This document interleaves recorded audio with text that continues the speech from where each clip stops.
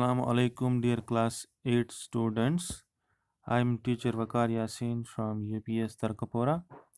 प्यारे बच्चों, आज हम सिविक्स का नेक्स्ट चैप्टर स्टार्ट करने जा रहे हैं और जो टॉपिक है, जो टाइटल है इस लेसन का, वो है अंडरस्टैंडिंग लॉस, लॉस को समझना। तो इस चैप्टर में हम पूरा लॉस के बारे में पढ़ेंगे। जो लॉज हैं वो क्या होते हैं, उनकी मीनिंग क्या है, वो कैसे अप्लाई होते हैं, और जो लॉज बनाए जाते हैं वो क्यों बनाए जाते हैं, और कुछ ऐसे लॉज जो कंट्रोवर्शियल होते हैं उनके बारे में भी हम पढ़ेंगे। उनके लिए हम जो है स्टडी करेंगे कि वो लॉज जो हैं उसके खिलाफ कैसे पब्लिक रिएक्ट कर सकती है और उनके साथ क्या हो सकता है। ये सब हम इस लेसन में पढ़ेंगे। पहले आज हम इंट्रोडक्शन लेंगे इस लेसन का, तो चलिए स्टार्ट करते हैं। इंट्रोडक्शन। What are laws. सबसे पहले प्यारे बच्चों हम समझेंगे लॉज होते क्या हैं, लॉज की मीनिंग क्या है। प्यारे बच्चों, सिस्टम ऑफ रूल्स जो एक पर्टिकुलर कंट्री या पर्टिकुलर कम्युनिटी फॉलो करती है, रूल्स मतलब लॉज, या रिकग्नाइज करती है, और इन रूल्स को, इन लॉज को एक पर्टिकुलर कंट्री या कम्युनिटी जो है यूज़ करती है अपने मेंबर्स के एक्सटर्नल एक्शंस को। जो भी वो उनके एक्शंस हैं, जो भी वो काम करते हों कम्युनिटी के लोग या कंट्री के लोग, उनके एक्शंस को कंट्रोल करना और उन पे चेक रखना और इनको एनफोर्स करना, इम्पोज करके पेनल्टीज़।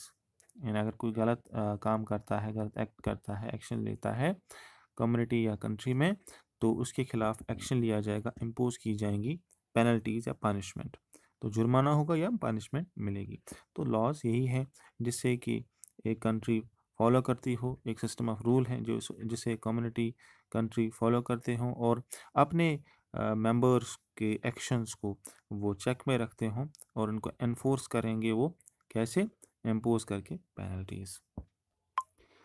अब क्या लॉज सभी पे इक्वली अप्लाई होते हैं? चलिए देखते हैं प्यारे बच्चों। Do laws apply to all? कहीं इसमें कोई डिस्क्रिमिनेशन तो नहीं होती है हाई और लो की, पुअर एंड रिच की? तो देखते हैं प्यारे बच्चों, जो लोग इंडिपेंडेंट इंडिया में रहते हैं वो इक्वल हैं, सभी लोग इक्वल हैं before the eyes of law. Law के सामने सभी इक्वल हैं। सभी लॉज जो हैं इक्वली अप्लाई होते हैं इस कंट्री के सिटीजन्स पे, और कोई भी इंसान, चाहे वो रिच हो, पुअर हो, हाई हो, लो हो, या फिर ऑफिशियल हो या नॉन ऑफिशियल हो, वो लॉ के ऊपर नहीं आता है। इसका मतलब ये हुआ, जो भी लॉ हमने बनाया है वो डिस्क्रिमिनेट नहीं करता है बिटवीन द पीपल। पीपल के बीच में लॉ जो है वो डिस्क्रिमिनेशन नहीं करता है ऑन द बेसिस ऑफ, किस बेसिस पे? रिलीजन के बेसिस पे, कास्ट के बेसिस पे, या जेंडर के बेसिस पे कोई भी भेदभाव नहीं होता है। इसके साथ साथ प्यारे बच्चों, हिस्टोरियन ने इस क्लेम को, ब्रिटिशर्स या ब्रिटिश कॉलोनियलिस्ट्स की इस क्लेम को जो है रद्द किया है कि जो रूल ऑफ लॉ है जो यहाँ इंट्रोड्यूस हुआ है, जो इंडिया में आने से पहले ब्रिटेन में इस वक्त भी अप्लाई होता है और पहले भी अप्लाई होता था। तो इस बात को इंडियन हिस्टोरियन जो हैं रिजेक्ट करते हैं कि ब्रिटिश कॉलोनियलिस्ट्स ने यहाँ पर रूल ऑफ लॉ लाया था इंडिया में। और हिस्टोरियंस इस बारे में ये भी कहते हैं, डिस्प्यूट करते हैं इस क्लेम को कि कुछ ग्राउंड्स पे, कि हम इसके लिए रीजनेबल ग्राउंड्स देखेंगे जिस पर हिस्टोरियन जो है, इंडियन हिस्टोरियन जो है, इस बात को रद्द करते हैं कि रूल ऑफ लॉ को जो है, इस फैक्ट को रद्द करते हैं कि रूल ऑफ लॉ जो है इंडिया में ब्रिटिश के कॉलोनिस्ट्स ने लाया था। तो इसके लिए दो आर्ग्यूमेंट्स देते हैं हिंदुस्तान के हिस्टोरियंस। पहला आर्ग्यूमेंट देखते हैं, कॉलोनियल रूल वॉज आर्बिटरी। जो कॉलोनियल रूल था हिंदुस्तान में, जो कॉलोनियल रूल चल रहा था, ब्रिटिश जब यहाँ पर हुकूमत करती थी इंडिया में, जब इंडिया आज़ाद नहीं था, उस वक्त जो कॉलोनियल के लॉज थे, कॉलोनियल रूल्स जो थे, वो आर्बिटरी थे। वो डिस्क्रिमिनेट करते थे between British people, European people and the Indian people. तो जो ब्रिटिश लॉ था, इसमें एक मिसाल दी गई है, बहुत ही फेमस एक एक्ट था ब्रिटिश का, दैट इज सेडिशन एक्ट, बगावत का एक्ट, सेडिशन इज बगावत, सेडिशन का मतलब होता है बगावत। सेडिशन एक्ट जो ना 1870 में लाया ब्रिटिश हुकूमत ने उस वक्त, तो ये परफेक्ट एग्जाम्पल बनती है आर्बिट्रेरीनेस की। इसमें भेदभाव होता था इस एक्ट के ज़रिए से। इस एक्ट के ज़रिए से क्या हो रहा था कि जो भी पर्सन, जो कोई शख्स जो है इंडिया में प्रोटेस्ट करता था या क्रिटिसाइज करता था ब्रिटिश गवर्नमेंट की पॉलिसीज़ को या इसके एक्शंस को, तो उसको अरेस्ट किया जाता था बगैर ट्रायल के। यानी उसे अरेस्ट करने के बाद कोर्ट नहीं लिया जाता था जज के सामने ताकि उसके लिए जो है मुकदमा लड़ा जाए, बल्कि इसको 2-3 साल के लिए बगैर ट्रायल के बंद कर दिया जाता था, हवालात में डाल दिया जाता था। पहले तो ये आर्गुमेंट है जो हमने पढ़ा। जो नेक्स्ट आर्गुमेंट बनता है इस पे इंडियन हिस्टोरियंस की तरफ से, दैट इज़ इंडियन नेशनलिस्ट जो थे, जो हिंदुस्तान में आज़ादी की लड़ाई चला रहे थे, आज़ादी की जो मूवमेंट है वो चला रहे थे, इन्होंने बहुत ही प्रोमिनेंट रोल अदा किया लीगल स्फीयर में। यानी जो लीगल एरिया है इंडिया में, इसको बहुत ज़्यादा डेवलप किया हिंदुस्तान के नेशनलिस्ट्स ने। और जो इंडियन नेशनलिस्ट थे, इन्होंने प्रोटेस्ट किया और क्रिटिसाइज़ किया इस अथॉरिटी का जो आर्बिट्रेरी यूज़ हो रहा था, डिस्क्रिमिनेटरी यूज़ हो रहा था, गलत मिसयूज़ हो रहा था ब्रिटिश की तरफ से।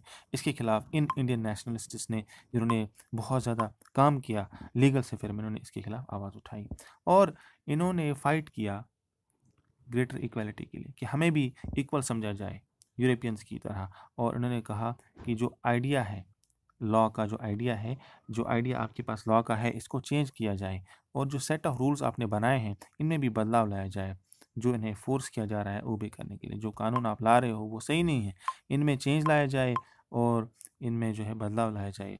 और इसमें इन कानूनों में जो है जो आपने लाए हैं, इनमें जस्टिस का जो आइडिया है वो इंक्लूड किया जाए, शामिल किया जाए।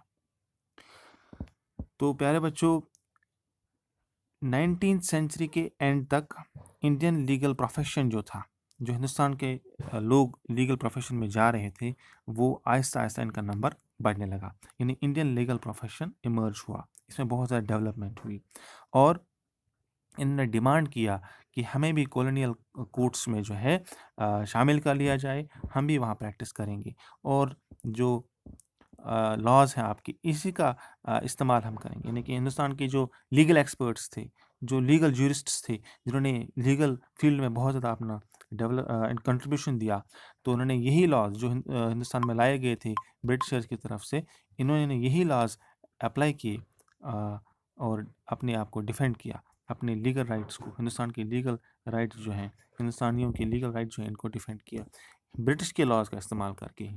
और जो इंडियन जज थे, इन्होंने बहुत ही ज़्यादा ग्रेटर रोल अदा किया डिसीजन मेकिंग में। देयरफॉर प्यारे बच्चों, जो इंडियंस थे, बहुत वेज में, बहुत सारा ज़रा तरीक़ों में इंडियंस ने जो है या इंडिया ने जो है बहुत ज़्यादा अपना रोल अदा किया रूल ऑफ लॉ की इवोल्यूशन में। यानी रूल ऑफ लॉ जो है हिंदुस्तानी के हिसाब से, इंडियन हिस्टोरियंस के हिसाब से, जो इंडियंस जूरिस्ट्स थे, इंडियन जो जज थे और जो इंडिया के वकील थे, इन्होंने ही रूल ऑफ लॉ को असल में इंडिया में लाया है कॉलोनियल पीरियड के दौरान। तो ये है इंडियन हिस्टोरियंस का क्लेम। तो इंडियन जज जो है, इन्होंने इसमें काफ़ी ज़्यादा अच्छा रोल अदा किया डिसीजन मेकिंग प्रोसेस में और बहुत ज़्यादा इसमें इन्होंने अपना कंट्रीब्यूशन दिया सेवरल वेज, बहुत ज़्यादा तरीक़ों से इन्होंने मेजर रोल प्ले किया रूल ऑफ लॉ को हिंदुस्तान में लाने में कॉलोनियल पीरियड के दौरान। इसी लेसन को हम आगे नेक्स्ट वीडियो लेक्चर में कंटिन्यू करेंगे। अल्लाह हाफिज़।